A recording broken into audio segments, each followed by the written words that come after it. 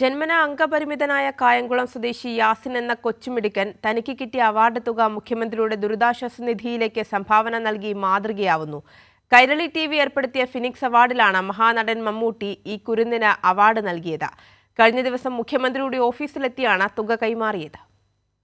Kairali TVയുടെ phoenix award ജേതാവായ യാസിൻ എന്ന കൊച്ചുമിടുക്കനാണ് തനിക്ക് ലഭിച്ച അവാർഡ് തുക മുഖ്യമന്ത്രിയുടെ ദുരിതാശ്വാസ നിധിയിലേക്ക് സംഭാവന നൽകിയത്.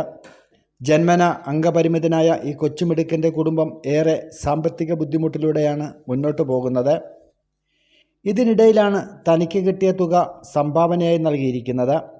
മകൻ്റെ ഈ സൽക്കർമ്മത്തെ ഏറെ അഭിമാനത്തോടെയാണ് കാണുന്നതെന്ന് മാതാവ് പറയുന്നു.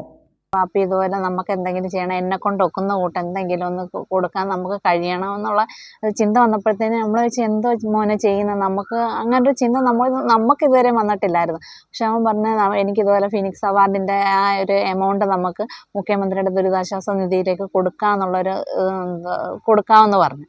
അപ്പം ഞങ്ങൾക്കത് കേട്ടപ്പം മറ്റുള്ള അവാർഡുകൾ, മോന് ഒത്തിരി അവാർഡുകൾ കിട്ടിയിട്ടുണ്ട്. ആ അവാർഡുകളെല്ലാം കിട്ടിയതിനെക്കാട്ടിൽ ഏറ്റവും കൂടുതൽ സന്തോഷം വന്നത് ഈ ഒരു വാക്ക് കേട്ടപ്പോൾ.